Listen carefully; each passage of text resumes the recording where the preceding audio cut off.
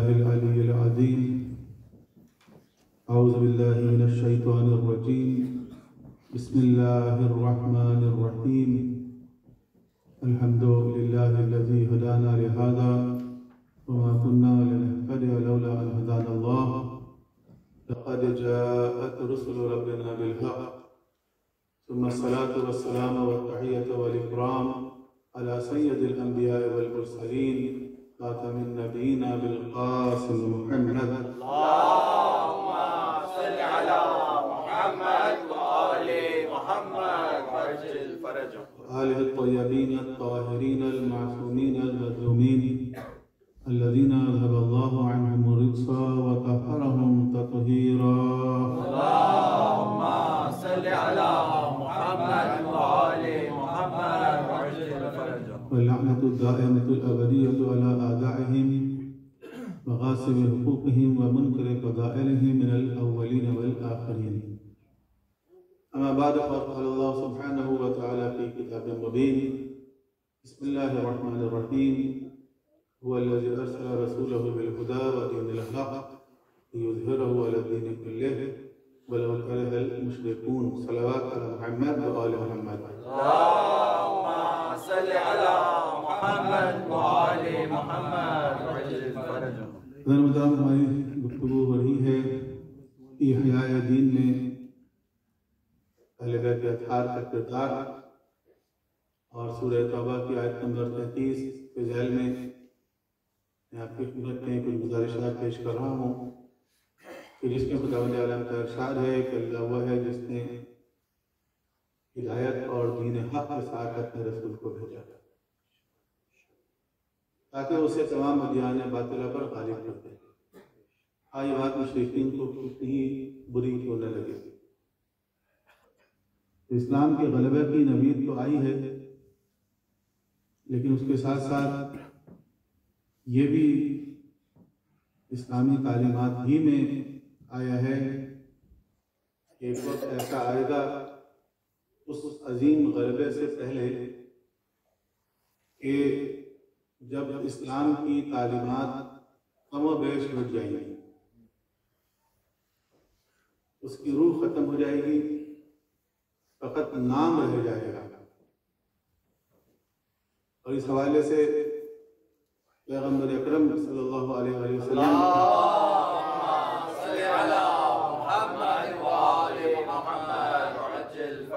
के कुछ इरशादात हैं कि जो शिया और सुन्नी दोनों किताबों के अंदर आए हैं। एक हदीस मैं आपकी खिदमत में पेश कर रहा हूँ कि जो उसूल काफ़ी में भी है और मिशकात अल-मसाबी में भी है, मिशकात शरीफ जिसको कहते हैं। अल्लाह के रसूल ने फरमाया कि सयाती अलन्नास ज़मानुन ला यबका मिनल कुरान इल्ला रस्मुहु। एक ऐसा ज़माना आने वाला है लोगों पर कि जब कुरान में सिवाय तहरीर के कुछ नहीं बचेगा, कुरान के अल्फाज रह जाएंगे फकत। व मिनल इस्लाम इल्ला इस्मुहु, और इस्लाम में से कुछ नहीं बचेगा सिवाय नाम के।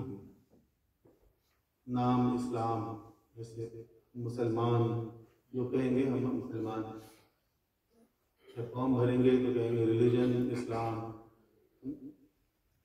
इस्लाम जो है वो सिर्फ नाम के लिए रह जाएगा। और आगे भी कुछ चीज़ें हैं, लेकिन जो हमारा मौजू है उसके हिसाब से सिर्फ ये बयान करना था कि अल्लाह के रसूल ये कह रहे हैं कि इस्लाम सिर्फ नाम के लिए रह जाएगा और कुरान सिर्फ लिखी हुई इबारत के तौर पर रहेगा। और ये मुसलमान जिस तरह गुज़िश्ता उम्मतें अपने दीन से हट गई, फिर गई और तब्दीली आ गई, उनके दीन में तहरीफ हो गई, तो हुजूर ये कह कर गए हैं कि तुम भी ऐसा ही करोगे। और ये हदीस जो है वो बुखारी और मुस्लिम की है। बुखारी में इसका नंबर है 3456 और मुस्लिम में इसका नंबर है 2669। और रावी इसके हैं अबी सईद खुदरी, काला काला रसूलुल्लाह सल्लल्लाहु अलैहि वसल्लम। अबू सईद खुदरी कहते हैं कि पैगंबर अकरम सल्लल्लाहु अलैहि वसल्लम ने इरशाद फरमाया, अल्लाहुम्मा सल्ली अला मुहम्मद व आले मुहम्मद लतत्तबिउन्ना लज़ीना मिन क़ब्लिकुम शिब्रन बिशिब्रिन व ज़िराअन बिज़िराअन, कि तुम जरूर उन लोगों के नक्शे कदम पर चलोगे, उन लोगों के तरीकों पर चलोगे, बालिश ब बालिश और हाथ ब हाथ, के जो तुमसे पहले गुजर चुके हैं। हत्ता लौ दखलू फी जुहरी ज़बिन लत्तबअतमुहु, यहाँ तक कि अगर वो एक हैवान के बारे में कहा जा रहा है कि अगर वो अपने बिल में दाखिल हुए तो तुम भी उसी बिल में दाखिल हो जाओगे। गुज़िश्ता उम्मतें जिस रास्ते पे चली है तुम उसी रास्ते पे चलोगे। कुल्ना या रसूलल्लाह अल यहूदा वन नसारा, तो साहबा ने कहा रसूलल्लाह क्या यहूद नसारा की तरह, जो आप कह रहे हैं कि अपने से पहले वाली उम्मतों की तरह, अपने से पहले वाले लोगों की तरह तुम भी वैसे ही चलोगे जैसे वो चले और कोई फर्क नहीं आएगा सारे में।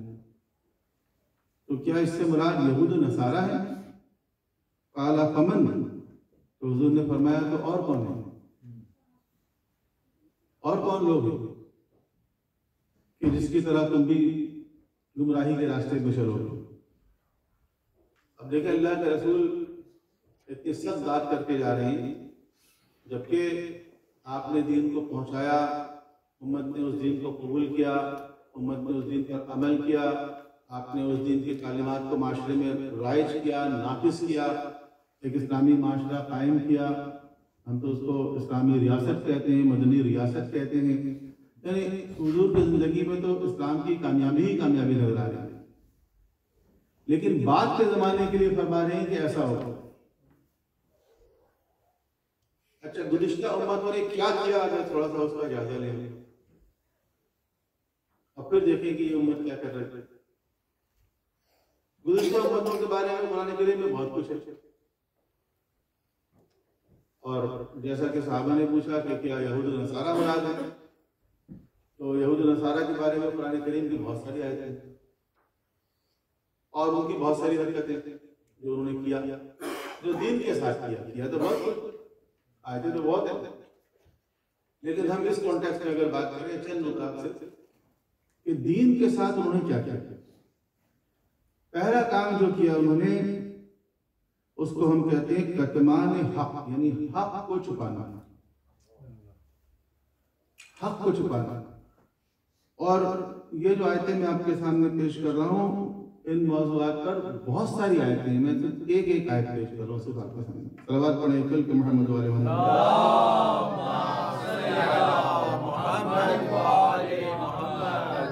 ये सूरह बकरा है 159। इन्नल लज़ीना यक्तुमूना मा अंज़लना मिनल बय्यिनात वल हुदा मिन बअद मा बय्यनाहु लिन्नास फिल किताब। बेशक वो लोग जो उन खुली खुली बातों पर हिदायत को जिसे हमने नाजिल किया गया है इसके बाद भी छुपाते हैं। उलाइका यलअनुहुमुल्लाहु व यलअनुहुमुल लाइनून, ये वो लोग हैं जिन पर अल्लाह की लानत है और लानत करने वालों की लानत। इन लोगों पर यक्तुमूना मा अंज़लना मिनल बय्यिनात वल हुदा, जो बय्यिनात, जो रोशन दलील वाज़ेह हिदायत हमने उतारी, ये क्या करते हैं, ये उनको छुपाते हैं, जाहिर नहीं करते, बताते नहीं। अब तो वो दौर रहा नहीं छुपाने वाला, और हकीकतें खुल खुल के सामने आ रही हैं। लेकिन अब भी आप यकीन करें कि मुसलमानों के इल्म में नहीं है वो बातें जो नाज़िल हुई। कुछ बातें, और लोग इसका बरमला इजहार करते हैं। अब तो क्योंकि एडवांस ज़माना आ गया है, कम्युनिकेशन बहुत ज़्यादा बढ़ गई है, चीज़ें वाज़ेह होना शुरू हो गई हैं। आपने भी ऐसे लोगों के इंटरव्यूज़ देखे होंगे, आम लोगों को छोड़े उलमा के इंटरव्यूज़, कि जिसमें वो कह रहे हैं कि हमें तो कभी बताया ही नहीं गया है, हम तो अब तक ये समझते आए थे और हमसे तो ये बातें छुपाई नहीं, बताया ही नहीं गया। दोनों चीजें नहीं बताई गई, एक तो अहले बैत के फज़ाइल नहीं बताए गए, अहले बैत के फज़ाइल नहीं बताए गए, और दूसरे ये कि जिन लोगों ने अहले बैत अतहार पर जुल्म किया, ज्यादती की, उनके हुकूक को गसब किया, उनके बारे में नहीं बताया, छुपा दिया गया। अगर आप फज़ाइल की बात भी करें तो एक अरब अदीब का कहना है मौला अली के बारे में कि अली अलैहिस्सलाम के जो फज़ाइल हैं उनको दोस्तों ने भी छुपाया और दुश्मनों ने भी छुपाया। वो कहते हैं दोस्तों ने भी छुपाया और दुश्मनों ने भी छुपाया। दोस्तों ने खौफ की वजह से छुपाया और दुश्मनों ने हसद की वजह से छुपाया। दोस्तों ने खौफ, ऐसा जमाना था कि जब लोग अपने बच्चों का नाम अली नहीं रखते थे, है ना। आज कुछ लोग आर्गुमेंट की तरफ पेश करते हैं कि हजरत अली ने अपने बच्चों का नाम फलां क्यों रखे, वो क्यों रखे, ये तो अलग बहस है।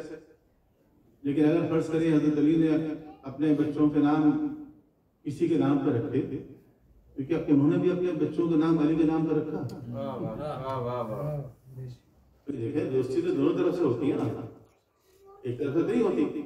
अगर आप ये बताना चाह रहे हैं कि बहुत दोस्ती थी, बहुत ताल्लुकात थे, अच्छे मामलात थे, लेकिन नाम भी रख लिया अपने बच्चों के उनके नाम पे, तो वो भी तो रखते ना कभी, हसन हुसैन, अली और फातिमा, ज़ैनब, कभी नाम देखा आपने? तो नहीं नजर आता। लोग रख नहीं सकते थे। ऐसा जमाना था कि जब अली अलैहिस्सलाम के लिए लफ्ज़ अली इब्न अबी तालिब इस्तेमाल नहीं होता था। हजरत अली को अली नहीं कहते थे, अबू तुराब कहते थे। हालांकि अबू तुराब भी पैगंबर का दिया हुआ नाम, और हजरत अली इस्लाम इस पर फख्र करते थे, हुजूर ने मुझे अबू तुराब कहा। अली अलैहिस्सलाम के लिए कोई इंसल्टिंग नहीं है अबू तुराब कहना, लेकिन वो जो कह रहे थे वो इंसल्ट की नीयत से कहते कि नाम ना लिया जाए, बल्कि इस तरह के अल्फाज इस्तेमाल किए जाएंगे जिससे उनके ख्याल में मतलब तौहीन होती। तो दोस्तों ने भी छुपाए और दुश्मनों ने भी छुपाए। तो वो ये कहता है वो अदीब कि अली अलैहिस्सलाम के फज़ाइल दोस्तों ने भी छुपाए खौफ की वजह से, दुश्मनों ने छुपाए हसद की वजह से। इसके बावजूद वो फज़ाइल जो जाहिर हो गए उससे जमीन और आसमान पुर है।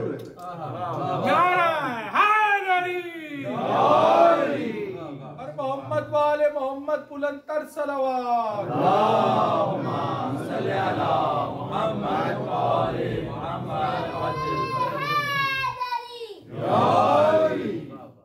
छुपाने के बावजूद अगर नहीं छुपाए जाते ये फज़ाइल तो उम्मत के सामने वो हकीकत आ जाता है। लेकिन आहिस्ता आहिस्ता वक्त गुजर रहा है और हकीकतें आहिस्ता आहिस्ता आश्कार हो रही। जैसे जैसे आश्कार हो रही वैसे वैसे लोगों को समझ में आ रहा है, बाज़ औक़ात बहुत देर में समझ में आ रहा है। कोई बात नहीं, मौलाना तारिक जमील कह रहे हैं कि अब मुझे समझ में आया कि अली तो मौला है। कोई बात नहीं, 60 साल की उम्र में अगर समझ में आ गया तो हज नहीं है, ये उससे तो बेहतर है जो कब्र में चले गया और समझ में नहीं आया। तो चीजें अब जाहिर हो रही बात चीजें, लेकिन जिन लोगों ने रिसोर्सेस के अंदर ही छुपा दिया, किताबों के अंदर ही छुपा दिया और जाहिर नहीं किया, तो उनसे तो खुदा जरूर पूछेगा। इमाम ख़ुमैनी ने अपना वसीयतनामा लिखा तो उसका आगाज़ जो है वो हदीस सक़लैन से किया। हदीस सक़लैन आप जानते हैं, मैं झूठ दूंगा उससे पहले। और उसके बाद वो कहते हैं कि ये जो हदीस है हदीस सक़लैन, इसके बारे में अगर आम लोग, एक आम इंसान, आम मुसलमान फर्ज करें ये कह दे कि मेरे इल्म में नहीं थी, तुमने तो नहीं सुनी थी कभी, तो शायद खुदावंद आलम उसको छोड़ दे, माफ कर दे, नजरअंदाज कर दे कि ये आम इंसान है, जाहिल है, नहीं समझ सकता। लेकिन वो कहते हैं कि खुदावंद आलम उलमा से जरूर पूछेगा कि तुमने क्यों नहीं इसको बयान किया। वो लोग जो अहादीस की किताबों को word by word, page by page, back to back पढ़ते हैं जी, उस्ताद के सामने बैठ के ऐसे टेक्स्ट रीडिंग के साथ विद एक्सप्लेनेशन, उनकी निगाहों से ये सब चीजें गुजरती है ना, तो कैसे जस्टिफाई करते हैं? तो कितमान हक को छुपाना ये बहुत बड़ा गुनाह है, ये बहुत बड़ा गुनाह है। और इजहार हक बहुत बड़ा जिहाद है। कितमान हक को छुपाना बहुत बड़ा गुनाह है। और ये तो एक मिसाल मैंने दी फजाइल वाली, वरना कितनी ऐसी चीजें जो छुपाई गई, कितनी ऐसी चीजें जो उम्मत से छुपा दी जाती हैं। तो पिछली उम्मतों ने क्या किया? पिछली उम्मतों ने, ये पिछली उम्मतों की बात हो रही है, ये तो हुजूर ने फरमाया कि तुम इसी तरह चलोगे, उसी फुट स्टेप पर, एक एक कदम। तो पिछली उम्मतों ने एक काम क्या किया कि उस हिदायत को उन्होंने छुपाया, मा बय्यनाहु लिन्नास फिल किताब, कि जिसको खुदा ने किताब में वाज़ेह किया, उसको छुपा दिया करते थे। पैगंबर के ज़माने में जो यहूदी थे, बाद औक़ात उनके जो फॉलोअर्स थे, तो वो जाते थे अपने उलमा के पास और कोई बात वो कहते थे कि ये किताब में लिखी हुई है, तो वो किताब को ऐसे ऐसे करके ऐसे कहते ये पढ़ो, तो कहते थे इधर को छोड़ दो, तुम ये दिखा रहा हूँ मैं, बस ये कितना सा पढ़ लो खाली। यही इस उम्मत के उलमा करते हैं, यही इस उम्मत के उलमा करते हैं कि वो टोटके सुनाते हैं, टोटे से काम चलाते हैं। ठीक है, हुजूर ने फरमाया, एक मशहूर हदीस है जिससे कि खत्म नबुव्वत साबित होती है। खत्म नबुव्वत की सबसे वाज़ेह हदीस कौन सी कैटेगरी के लिए इसमें कहा गया ला नबी बादी, सबसे आसान हदीस ये है ना, बुखारी में भी है, मुस्लिम में भी है, हदीस की तमाम किताबों में ये हुजूर ने फरमाया ला नबी बादी, मेरे बाद कोई नबी नहीं, इससे ज़्यादा वाज़ेह क्या बात हो सकती है? ला नबी बादी, इसने शेर भी बना दिया इसको, फरमा गए हादी ला नबी बादी, और आसानी के साथ याद हो जाएगा। अच्छा, किस मौके पर फरमाया ये आपने इतना तो मशहूर कर दिया ला नबी बादी, बच्चों के कोर्स में भी डाल दिया, किताबों में डाल दिया। तो बुखारी में जाकर देखते कि जब अल्लाह के रसूल ग़ज़वे तबूक के लिए जा रहे थे और अली अलैहिस्सलाम को लेकर नहीं गए, लोगों ने कहा कि आपको तो औरतों और बच्चों के दरमियान छोड़ के जा रहे हैं। किसी ने कहा आपको दोस्त समझते हैं इसलिए छोड़ के जा रहे हैं। तो अली अलैहिस्सलाम ने आकर पैगंबर से कहा, या रसूल अल्लाह, आप मुझे औरतों और बच्चों के दरमियान छोड़ के जा रहे हैं, ये लोग ये कह रहे हैं। इस मौके पर आपने फरमाया बुखारी के मुताबिक, या अली अल्लाह तर्ज़ा अंत मिन्नी बिमंज़िलति हारून मिन मूसा, कि अली क्या इस बात पर राज़ी नहीं है कि आपकी निस्बत मुझसे वो है जो हारून की मूसा से। और यहीं पर फरमाया अला अन्नहु ला नबिय्य बअदी, मगर ये कि मेरे बाद कोई नबी नहीं है। नारा हैदरी मोहम्मद व आले मोहम्मद सल्लल्लाहु अलैहि वसल्लम।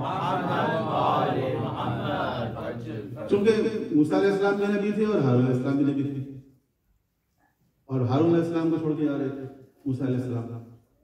तो ये मिसाल दी कि आपकी निस्बत मुझसे वो है जो कि हारून की मूसा से है, मगर ये कि मेरे बाद कोई नबी नहीं आएगा।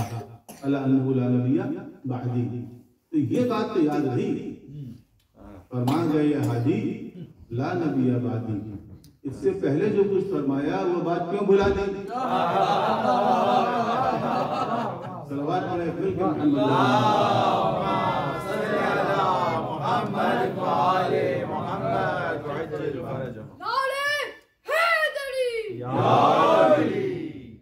तो टोटे से काम चलाते हैं, पूरी बात नहीं करते। पूरी बात करेंगे तो जहां खत में नबुव्वत साबित होगा वहीं अलैहिस्सलाम की विलायत भी साबित हो जाएगी। सलवात पढ़े कि मोहम्मद वाले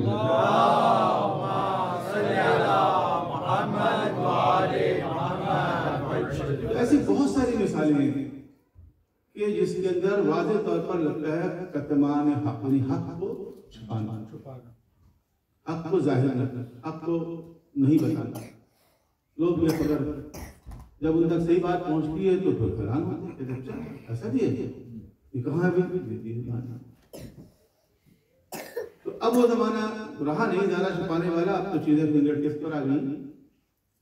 इसलिए आप देखें बहुत तेजी के साथ लोग हक कबूल कर रहे हैं। अब बहुत तेजी के साथ एक ऐसा गिरोह पूरी दुनिया में पैदा हो गया है जिसके लिए एक इस्तिलाह इस्तेमाल हो रही है और वह है मुस्तबसिरीन। मुस्तबसिरीन वो लोग हैं कि जिनकी बसीरत जाग गई है। मुस्तबसिरीन वो लोग हैं कि जिनकी बसीरत जाग उठी है और मुस्तबसिरीन ने बेशुमार किताबें लिखना शुरू कर दी हर ज़बान में। उर्दू में भी आपको किताबें मिलेंगी, अरबी में भी मिलेंगी, अंग्रेजी में भी मिलेंगी। ऐसी किताबें जो मुस्तबसिरीन मुअल्लिफातुल मुस्तबसिरीन, ये जो मुस्तबसिरीन की किताबें जिसको उन्होंने अपने एक्सपीरियंस को बयान किया, जैसे हमारे तिजानी ज़मावी की किताबें उर्दू में आ गई बहुत सारी। तो अब वही कहते हैं कि जब मैंने पहली मरतबा ये चीज़ पढ़ी तो मुझे तो यकीन नहीं आया, ऐसा कैसे हो सकता है? ये कोई ऐसी शख्सियत है कि जिनकी अज़मत हमारे दिलों में बैठी हुई है, बचपन से हम सुनते चले आए हैं, तो उनके बारे में जब हमने एक बात पढ़ी यकीन नहीं आया, तो फिर वो नीचे कहीं हवाला दिया हुआ था, हमने वो किताब निकाल कर दी, वाकई उसके अंदर भी यही लिखा हुआ है। तो मेरी बेचैनी में और इजाफा हुआ, फिर मैंने और किताबें निकाली, फिर मैंने फलां किताब निकाली, उसके अंदर भी ये बात लिखी हुई थी। करते करते बिलाखिर वो फैक्ट जो है वो एस्टैब्लिश हो गया। जब हो गया तो उन्होंने कहा नहीं, अब जब हक वाज़ेह हो गया है तो अब ईमानदारी का तकाजा ये है कि उसको कबूल किया। पर मोहम्मद वाले बैत मोहम्मद सल्लल्लाहु अल्लाहुम्मा सल्ली अला मुहम्मद व आले मुहम्मद वअज्जिल फरजहुम। दूसरा काम नबी गुज़श्ता उम्मतों ने किया वो हक और बातिल को खलत नलत करना, मिक्स करना।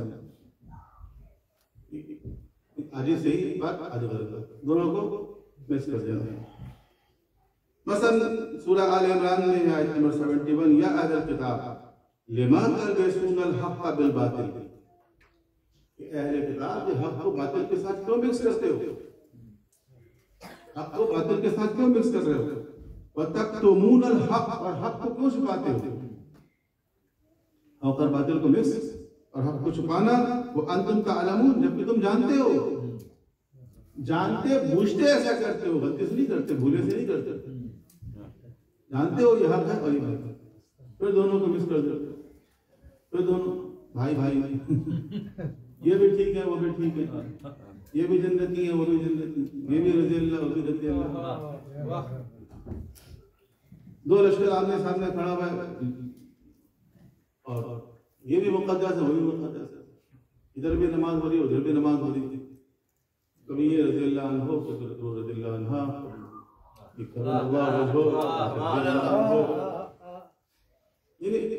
इस कदर कंफ्यूज किया हुआ है उम्मत को।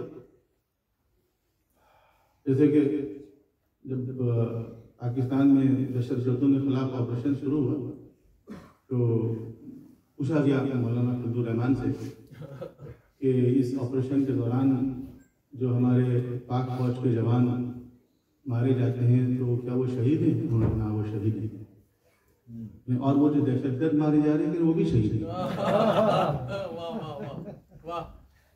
कातिल भी शहीद है, मकतूल भी शहीद है। कातिल भी रज़ी अल्लाह है और मकतूल भी रज़ी अल्लाह है। ये तारीख है मुसलमानों की। वो कहते नहीं, हमारे बुजुर्गों ने हमसे यही कहा है कि हम जो है वो इस मामले में अपनी जुबान बंद रखें। कफ पे लिसान, एक इस्तिलाह इस्तेमाल होती है, कफ पे लिसान, यानी जुबान को बंद रखें। जहां इजहार हक करना हो वहां कोई शख्स जुबान को बंद रखे। अगर कोई शख्स जुबान बंद रखे, एक हदीस इमाम हसन से मंसूब है, फरमाया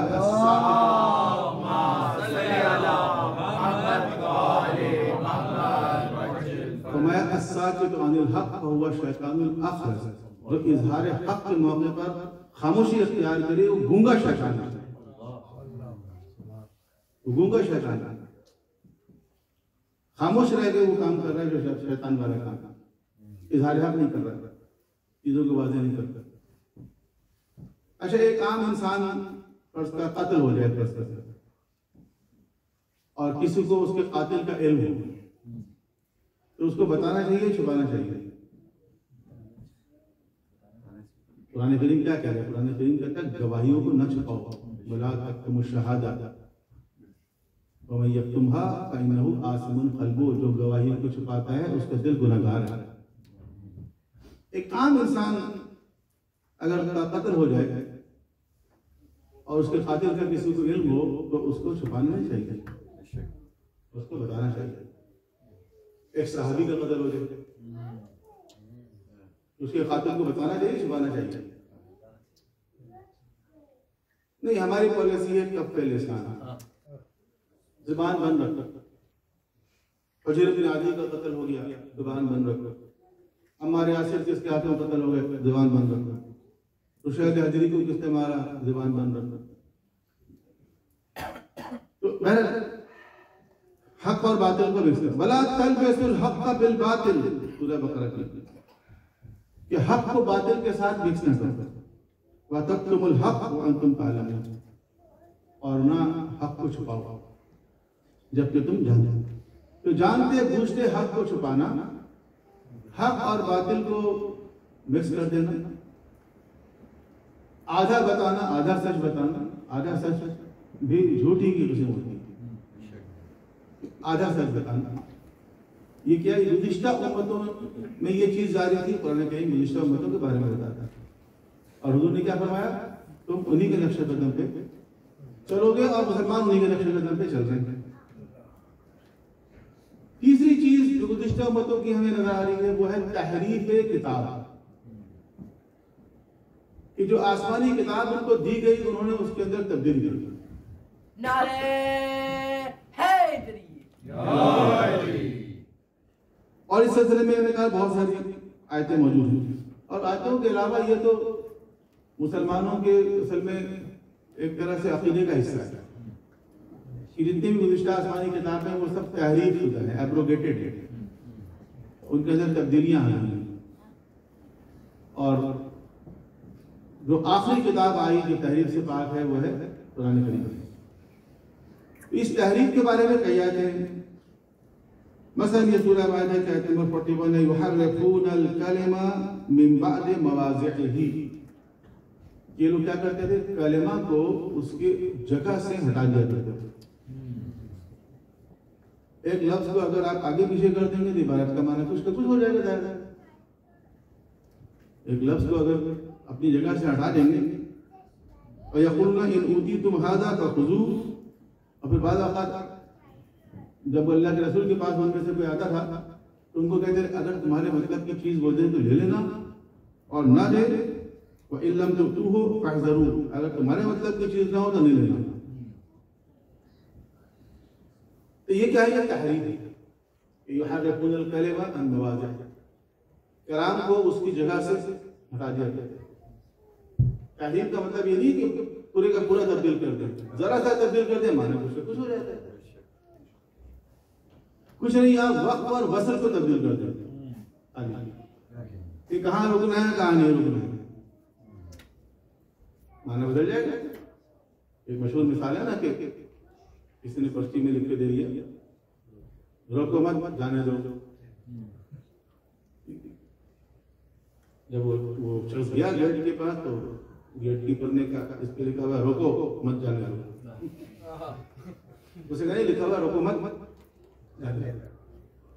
ये क्या वक्त और वसल, कहाँ पे वक्त पर, एक वक्त और वसल से माना बदल जाता है। एक जुमले के वक्त और वसल से माना बदल जाता है।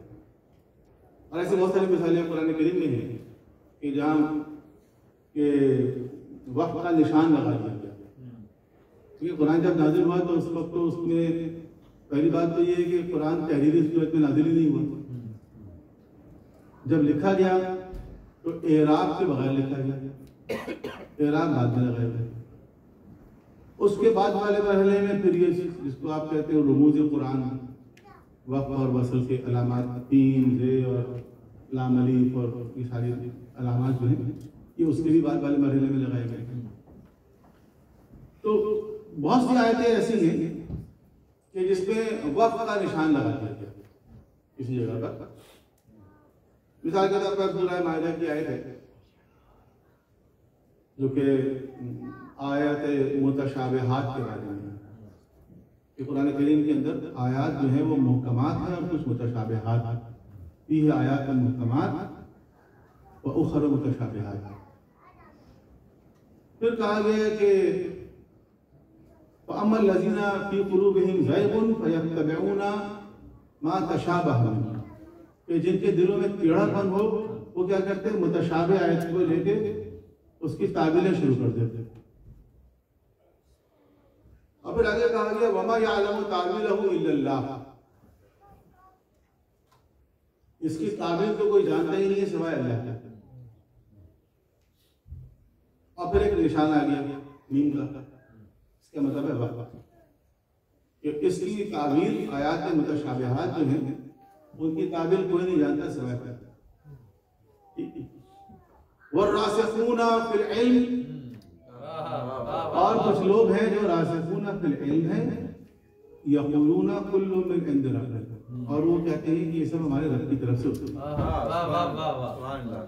अच्छा, ये जो मीम लग गया है इसका मतलब क्या है? इसका मतलब ये है कि आयात मुतशाबिहात वो हैं जिनके माना कोई नहीं जानता सिवाय खुदा का। रासिखूना फिल इल्म नहीं जानते, रासिखूना फिल इल्म नहीं जानते। रासिखूना फिल इल्म सिर्फ ये कहते हैं कि सब हमारे रब की तरफ से। अब एक ऐसी आयत, 1 2 10 जितनी भी है ऐसी कुरान करीम की आयतें जिनका माना सिर्फ खुदा जानता है और कोई जानता ही नहीं है, तो ऐसी आयतें या अल्लाह किन लोगों के लिए हिदायत के लिए तूने नाज़िल की हैं? जब कोई उनका माना ही नहीं जानता तो किन लोगों के लिए ये आयतें हिदायत है? तो बात क्या है? बात ये है कि ये मीम कहाँ लगा हुआ है। अगर ये मीम थोड़ा सा आगे लगा दें, थोड़ा सा आप आगे लगा दें, तो फिर इसका माना क्या होगा? इसका माना ये होगा कि वमा यअलमु तावीलहु इल्लल्लाह वर्रासिखूना फिल इल्म, कि इन आयतों की ताबीर या खुदा जानता है या रासिखूना फिल इल्म जानता है। नारा हैदरी, और आइंदा तारीख ने फरमाया नहनु रासिखूना फिल इल्म, क्या कहने, हम हैं रासिखूना फिल इल्म। हमसे आगे कुछ ना कौन सी आयत मुतशाबिह है, कौन सी मुहकम है, कौन सी आयत दिन में नाज़िल हुई, कौन सी रात में नाज़िल हुई, कौन सी सहरा में नाज़िल हुई, कौन सी आबादी में नाज़िल हुई, हम बताएंगे। नारे हैदरी। अब अगर कोई कहे कि भाई आयात मुतशाबिहात खुदा ने क्यों उतारी, सारी आयतों को मुहकम शक्ल में उतार देता? नहीं, आयात मुहकमात तो एक आम इंसान पढ़ के समझ सकता है, लेकिन बाज़ आयतें ऐसी हैं कि जिनका माना मुश्किल है, पेचीदा है, ज़ाहिरी माना आपके समझ में नहीं आता, उसके लिए खुदाबंद आलम ने कुछ हस्तियों को मखसूस किया है, उनसे जाकर सीखो। माशाल्लाह माशाल्लाह। अब आप जब उनसे ट्यूशन नहीं लेना चाहते तो आपने क्या किया? कुरान के अंदर मीम लगा दिया। तो गुज़िश्ता उम्मतों ने कुरान में तहरीफ की, इस उम्मत ने लफ्जी तहरीफ नहीं की, कुरान के अल्फाज को तब्दील नहीं किया, यहूदियों की तरह या नसारा की तरह या गुज़िश्ता आसमानों की तरह, आसमानी किताबों की तरह आयतें मिटाई नहीं गई। लेकिन इसको हम कहते हैं तहरीफ मानवी। कुरान करीम तहरीफ लफ्जी से पाक, हम भी यही कहते हैं तहरीफ से पाक। और तहरीफ का इल्जाम मुसलमान अलबत्ता एक दूसरे पे लगाते रहते हैं। इस तरह फैशन में है किसी को गुमराह साबित करना, किसी को काफिर साबित करना, तो उसके लिए वो एक दूसरे पे मुसलमान इल्जाम लगाते रहते थे। एक साथ मेरे पास आया बहुत सारे फोटो स्टेट वगैरह करके और कहने लगे कि वो तहरीफ के कुरान के ऊपर कोई बात है। तो उसके बाद वो निकाला उन्होंने कुरान किताब में और शिया किताबों में ये रिवायत है, इसका क्या माना है इसके। अच्छा, मेरे पास बहुत सारे कुरान के नुस्खे शेल्फ में रखे हुए, तफसीर में पढ़ाया करता था शुरू में काफी मुख्तलिफ तर्जुमे, मुख्तलिफ मुल्कों का छपा हुआ कुरान, अंग्रेजी तर्जुमा, उर्दू तर्जुमा, शियों का, बरेलवियों का, देवबंदियों का, अहले हदीस का, सऊदी अरब का प्रिंट, ईरान का प्रिंट, फारसी तर्जुमे, बहुत सारे तर्जुमे, तफसीर के अलावा तर्जुमे 20-25 मैंने कहा कि ये जो चीज़ आप लेकर आए हैं यह है थ्योरी, और ये जो कुरान रखा हुआ है रंग बिरंगे, ये दिस इज रियलिटी, ये ग्राउंड रियलिटी है। इस पे शियों का तर्जुमा भी है, सुन्नियों का तर्जुमा भी है, सऊदी तर्जुमा भी है, ईरानी तर्जुमा भी है, इराकी भी है, अंग्रेजी भी है, उर्दू भी है। आप ये बताइए तर्जुमे को छोड़ के इसके टेक्स्ट में कहाँ डिफरेंस है?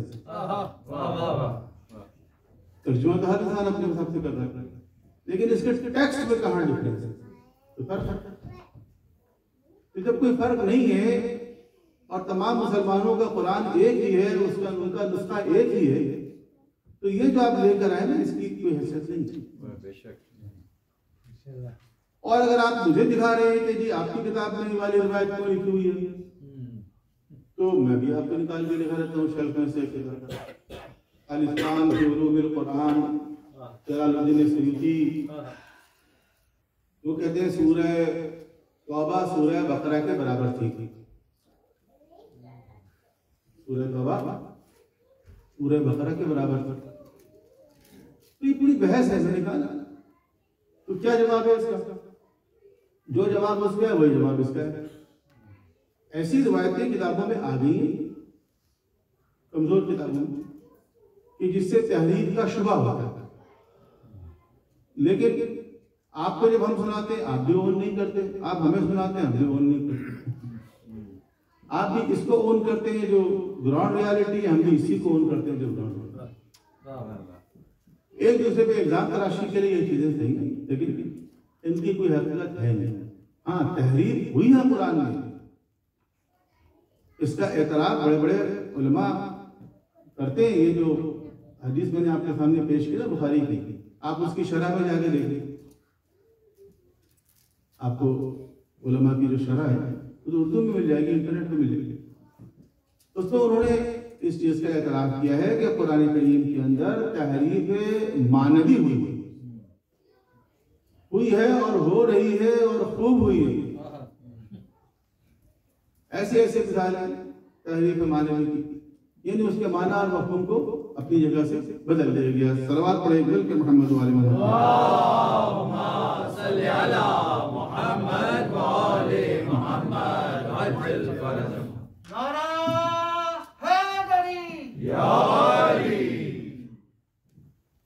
अच्छा, कह लेंगे वो क्या है, बकरी खा गई। मैंने कहाँ लिखा हुआ है बकरी खा गई? पता ही नहीं है कुछ, कहाँ लिखा हुआ बकरी खा गई? बकरी खा गई वाली रिवायत सुनान इब्न माजा की, तिरमिज़ी की है, मुस्नद अहमद इब्न हंबल की है जी। और हमने आप कैसे बकरी खा गए? तो हमारा कसूर ये है कि जब बहस निकलती है तो सबूत पेश करने के लिए हम ये भी दिखा जाते हैं आपको, ये देखिए इब्न माजा में ये लिखा हुआ। तो ये बकरी खाने वाली बात भी उसी तरह मगर नहीं ऐसा कि बकरी खाते। हमारे मुताबिक तो कुरान करीम को अल्लाह के रसूल के ज़माने ही में जमा कर लिया गया था और लिख लिया गया था। ठीक, कुरान करीम जब नाज़िल हुआ तो कुछ ऐसे सहाबा हैं कि जिनके नाम के साथ आता है कातिबीन वही, है ना, एक दो नहीं, तो 25-30 ऐसे हैं जो कातिबीन वही कहलाता है। उनमें कुछ ऐसे नाम भी हैं कि जिनके सामने वही कभी नाज़िल ही नहीं हुई, उनके सामने कभी वही नाज़िल ही नहीं हुई। जैसे मुआविया इब्न अबी सुफियान, ये लोग कब मुसलमान हुए? फतेह मक्का के मौके पर मुसलमान हुए, है ना। फतेह मक्का के बाद पैगंबर अकरम मक्के में कितने अरसे रहे? फतेह मक्का के बाद अल्लाह के रसूल मक्के में कितने अरसे रहे? 3 दिन। फतेह मक्का के बाद सिर्फ 3 दिन आप मक्के में रहे और उसके बाद आप ताइफ भी चले गए, कबीला बनु हवाज़िन, जहाँ जंगे हुनैन है ना।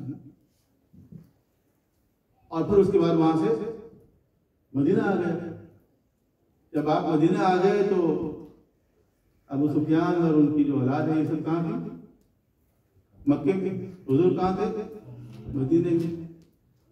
इन 3 दिनों में कौन सी ऐसी आयत नाज़िल हुई कि उसको लिख के ये कातिब वही बन गए? लेकिन एक लिस्ट है पूरी कातिबीन वही की। अगर अल्लाह के रसूल की रिलत हो गई और मुसलमानों के पास किताब जमा शुदा नहीं थी तो ये कातिबीन वही क्या करते थे? इनकी क्या परफॉर्मेंस थी? तो हुजूर ने लिखने का एहतमाम किया, लिखा हुआ होगा ना कुरान। और अगर लिखा हुआ नहीं था तो जब अल्लाह के रसूल कह रहे थे कि मैं तुम्हारे दरमियान 2 चीजें छोड़ के जा रहा हूं, दूसरी चीज तो बाद में बात करें, पहली चीज क्या है? किताब अल्लाह, अल्लाह की किताब। तो कहना चाहिए था ना साहबा को, यार अल्लाह हमारे पास तो नहीं है किताब, इसलिए नहीं कहा किताब नहीं है। क्यों? इसलिए कि वो जानते थे कि किताब है और वो किताब अल्लाह के रसूल ने खुद जमा फरमाई। कुरान की आयत खुद ये बता रही है कि इन्ना अलैना जमअहु व कुरानहु, कि इसका जमा करना और पढ़वाना मेरे जिम्मे है। खुदा क्या कहता है? सुभान अल्लाह, बेशक। तो अल्लाह के रसूल ने लिखवाया।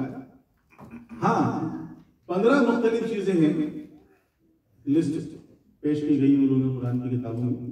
15 मुख्तलिफ चीजें हैं जिनके ऊपर उस जमाने में कुरान को लिखा था। कागज दस्तयाब था, कागज इजाद हो गया था, लेकिन मुश्किल से दस्तयाब था, इसलिए कुरान को किताब की सूरत में कागज पे नहीं लिखा गया पहले वाले में।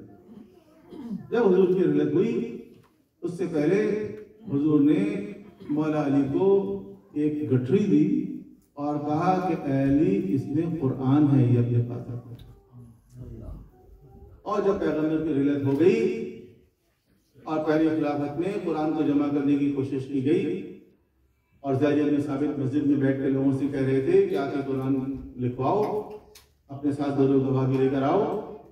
तो उस वक्त सयूदी ने अलिफ खान में लिखा और लोगों ने भी लिखा कि अली अलैहिस्सलाम ने कहा कि मैंने ये अहद किया है कि अपनी अबा अपने दोस्त पे नहीं डालूंगा जब तक कि कुरान जमा न कर लूं।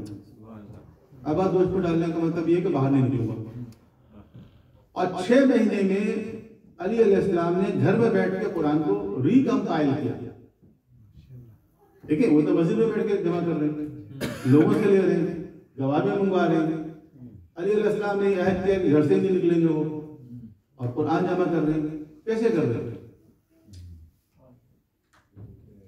तो घर में बैठ के आपने उस नुस्खे को जमा किया। अब इस बहस में हम नहीं जा रहे कि फिर नुस्खे का क्या हुआ और आज कहाँ है वो नुस्खा, ये भी लोग सवाल करते हैं। तो उनसे कहा जाता है अच्छा वो पहले वाला नुस्खा कहाँ है जो उन्होंने जमा किया था? वो है आपके पास? वही नहीं है आपके पास। तो देखें अल्लाह के रसूल ने कुरान को जमा किया ताकि कुरान महफूज रहे। उम्मत ने फिर वही बात कि जिसके हवाले करके गए कुरान उनसे नहीं लिया और कहा कि हम अपना कंपाइल करेंगे।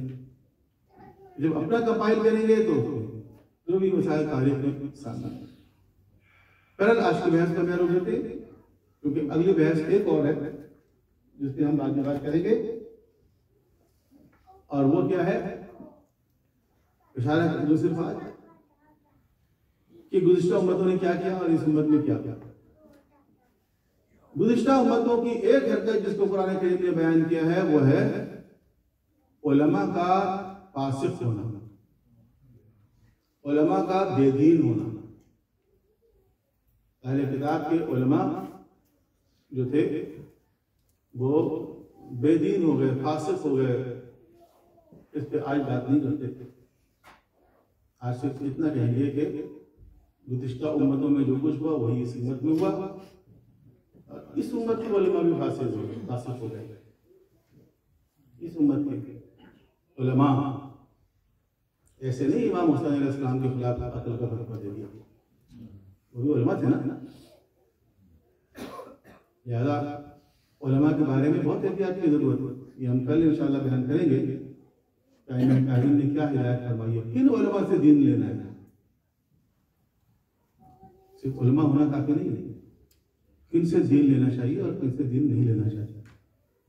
कौन आपको सही दीन दे सकता है और कौन गलत दीन दे सकता है, दीन के नाम पे धोखा दे सकता है, बेवकूफ बना सकता है। कल बात करेंगे इसके, क्योंकि आज की शब्द जिस जवान से मंसूब है सच्चे भाई तो वो नवा याद आता है कि कैसे कैसे जवान शहर के लश्कर में थे। इस जवान की मगर बात थी और इस जवान के अंदर कोई खास बात है। क्यों हम जब इमाम हुसैन की ज़ियारत करते हैं तो खास तौर पर अलहदा जनाब अली अकबर की ज़ियारत, एक ज़ियारत जनाब अली अकबर की है जो आमतौर पर हम लोग नहीं पढ़ते। उसके अंदर कहा गया है कि अस्सलामु अलैका या इब्नल हसन वल हुसैन। इसके बारे में उलमा ने कहा है कि या इब्नल हसन वल हुसैन का मतलब ये है कि ये वो जवान है जिसकी तरबियत में इमाम हसन ने भी हिस्सा लिया, इमाम हुसैन ने भी हिस्सा लिया, और यही नहीं जनाब अब्बास ने भी हिस्सा लिया, जनाब ज़ैनब ने भी हिस्सा लिया। ऐसे जवान, अगर आपको इस जवान की फिक्र समझना हो या हमारे जवानों को ये समझना हो कि एक आइडियल जवान की फिक्र क्या होती है, तो एक छोटा सा वाक़या बयान करता हूँ कि जब इमाम हुसैन आ रहे थे ना करबला की जानिब, कूफे की जानिब, तो रास्ते में एक मकाम पर आपकी आंख लग गई। थोड़ी देर के बाद जब आप बेदार हुए तो इन्ना लिल्लाहि व इन्ना इलैहि राजिऊन कहते हुए बेदार हुए। करीबी जनाब अली अकबर थे।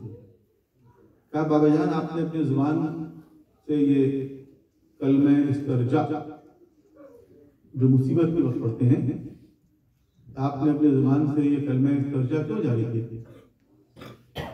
इमाम हुसैन ने कहा कि बेटा मेरी आंख लग गई थी तो मैंने ख्वाब में देखा जैसे कोई ये कह रहा हो कि ये कारवान जो बढ़ रहा है ये अपनी मौत की जानिब बढ़ रहा है, ये कारवान अपनी मौत की जानिब बढ़ रहा है। तो जनाब अली अकबर ने एक सवाल किया।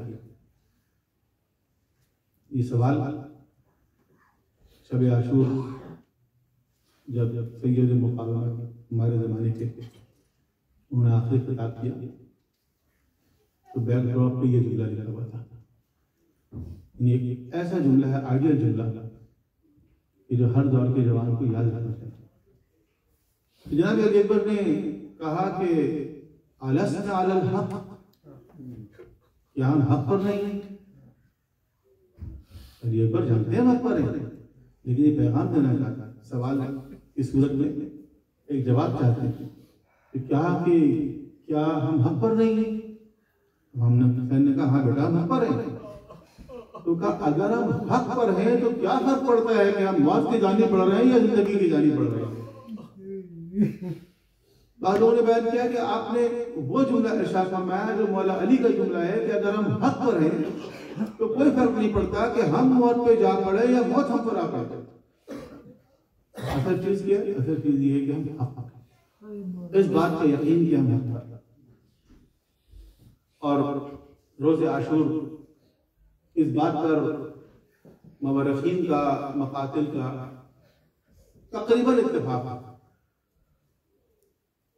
कि अंसार हुसैनी के बाद बनु हाशिम के सबसे पहले शहीद अली अकबर जी। कुछ लोगों ने इससे इख्तिलाफ भी किया, इख्तिलाफ करने वालों की अपनी मंजिल थी, उस पर हम बात नहीं कर रहे, लेकिन तारीख की बात होती है। तारीख सीरत मकातिल में पहले शहीद बनु हाशिम से कौन है? अली अकबर। तो जब अली अकबर ने देखा कि सैयद शुहदा के सारे अंसार अवान शहीद हो गए और आप अकेले रह गए, तो एक मरतबा आके उन्होंने इजाज़त तलब कि बाबा मुझे इजाज़त, मैं मैदान में रहूँ। और इमाम हुसैन के पास वो इजाज़त तलब करता था ना, तो आप इजाज़त नहीं दिया करता। आपने कभी अपने गुलामों को इजाज़त नहीं दी, आपने भतीजों को, भांजों को कई मरतबा इसरार करने पर इजाज़त दी। लेकिन जब अली अकबर ने कहा ना कि बाबा मुझे इजाज़त दीजिए, तो हुसैन ने पसोपेश से काम नहीं किया। अगर आप करबला के दिन, रोज़े आशूर के दिन देखे थे, तो किसी को इमाम हुसैन ने नहीं कहा कि तुम जाओ और जाके अपनी जान कुर्बान करो, किसी को नहीं। लोग खुद आते थे, असाद खुद चल के आते थे, मौला इजाज़त दीजिए, मौला इजाज़त दीजिए, फिर हुसैन इजाज़त दीजिए तो जाता। अगर ऑन रिकॉर्ड किसी को हुसैन अलैहिस्सलाम ने कहा कि जाओ अपने जमा साला फर्जंद से कहा तकद्दम बलदी, बेटा आगे बढ़ो, ये जुमला किसी और के लिए नहीं, अपने फर्जंद के लिए। बस कैसे काम नहीं किया, कहा जाओ। हाँ, ये जरूर कहा कि अपनी फूफी से जाके रुखसत करो। कौन सी फूफी? वो फूफी जिसने पाला, जिसके बहुत चहीते थे। और उसके बाद अली अकबर के खेमे में इजाज़त लेने के लिए, रुखसत होने के लिए, अलविदा कहने के लिए, तो लश्कर यजीद का एक रावी कहता है, कुछ रावी उधर भी मुकर्रर किए गए थे। लश्कर यजीद का एक रावी कहता है कि बहुत देर तक क़याम हुसैनी की तरफ से कोई नहीं निकला, यहाँ तक कि हमने देखा कि एक खेमे का पर्दा उठा और उससे एक जवान बाहर निकला। लेकिन वो जवान बाहर निकलने की कोशिश करता था, कुछ बीबियां उसको वापस अंदर करके देती। यहाँ तक कि कई मरतबे की कोशिशों के बाद वो जवान खेमे से बाहर निकलने में कामयाब हुआ। जैसे वो बाहर आया तो हमने देखा कि जैसे 14वीं का चांद निकल आया हो। ये यजीदी रावी है जिसकी निगाह में अली अकबर का चेहरा 14वीं के चांद की माना है। तो जरा कोई पूछे जनाब ज़ैनब की निगाह से कि अली अकबर कैसे थे, एकदम निकल कर आया। आने के बाद एक मरतबा हुसैन के पास आके रुखसत होके जब जाने लगते हैं, इमाम हुसैन अलैहिस्सलाम एक मरतबा आसमान की तरफ निगाह करते हैं और निगाह करके कहते हैं अल्लाहुम्मा अशहिद बारिहा नवाज़ना, कि उस कौम की तरफ उस जवान को भेज रहा हूँ कि जो सूरत में, सीरत में, रफ्तार में, गुफ्तार में तेरे नबी से, तेरे रसूल से सबसे ज्यादा मुशाबह था। जब तेरे रसूल की ज़ियारत का मुश्ताक होता तो इस जवान को देख लिया करता था। और उसके बाद एक मरतबा अली अकबर मैदान में आते हैं, मुकाबला करते हैं। ये वही शहीद हैं जो मैदान में आने के बाद, मुकाबला करने के बाद दोबारा वापस पलट कर आए और आके एक मरतबा कहते हैं कि बाबा जान, असला के वजन ने और प्यास ने थका दिया है, अगर थोड़ा सा पानी मिल जाता तो मैं अभी लक्ष्य बदल के। हुसैन कहते हैं बेटा पानी तो नहीं, पानी तो नहीं, जाओ तुम्हारे जज आबे कौशल लिए हुए तुम्हारा इंतजार कर रहे हैं। और उसके बाद फरमाया कि अगर तुम्हारी प्यास इससे बुझ जाए तो तुम मेरे दहन में अपनी जुबान डालना। अली अकबर ने एक मरतबा हुसैन के दहन में अपनी जुबान डाली बेकरार होकर बाहर निकाला का बाबा जान आपकी जुबान तो मुझसे ज्यादा खुश है। एक मरतबा हुसैन ने अपनी अंगूठी उतार के अली अकबर के मुंह में रखा, कहा बच्चे जाओ। और उसके बाद एक मरतबा अली अकबर आए, मुकाबला किया, हर तरफ से जब हमले शुरू हो गए, एक मरतबा आवाज बुलंद हुई कि बाबा जान आप पर हमारा आखिरी सलाम। अब जब हुसैन पहुंचे तो एक मरतबा करबला की सर जमीन पर बैठ गए और सर पकड़ के वो जुमला इरशाद फरमाया जो रोज आशूर हुसैन का सबसे ज्यादा तकलीफ का जुमला था कि दुनिया बाद मेरे लाल तेरे बाद इस दुनिया पर खा, तेरे लाल दुनिया पर खा। और उसके बाद एक मरतबा अली अकबर के रुखसारे में अपना रुखसारा लगाया। अली अकबर पर अपने आप को नहीं गिराया बल्कि सिर्फ रुखसार पर रुखसार रखा, क्योंकि जब बहन खेमे से निकलकर आई उसने अपने आप को अली अकबर पर गिरा दी। एक मरतबा हुसैन ने बहन को उठाया और अली अकबर को उठाने की कोशिश की, फिर खेमे की तरफ रुक करके कहा ए बनु हाशिम के जवानों बच्चों आओ अपने भाई को लेकर जाओ।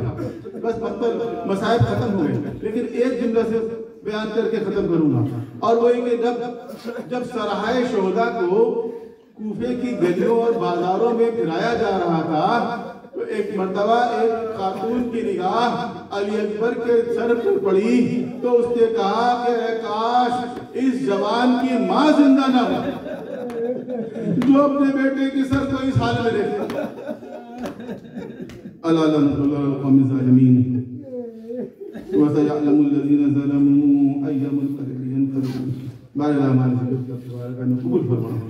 हमें कुरान करीम और सीरत के फासले के मुताबिक अपनी ज़िंदगी उस तरह करने की तौफीक अता फरमाए। हमारे जवानों ने जिसको इल्म अमल की दौलत से मालामाल फरमाए, मुसलमान के दिन शहादत इंसाफ को फरोग़ अता फरमाए। इस रोज़ ज़मीन को इंसाफ से पुर करने के लिए शोहदाए करबला का इंतकाम देने के लिए अपने आप को जिस हुजूर में ताजील फरमाए। हम सब के इमाम इस्लाम के अंसार अवाम में से करार दें। रब्बना तक़ब्बल मिन्ना इन्नका अंतस समीउल अलीम बिरहमतिका या अरहमर राहिमीन। माता हुसैन।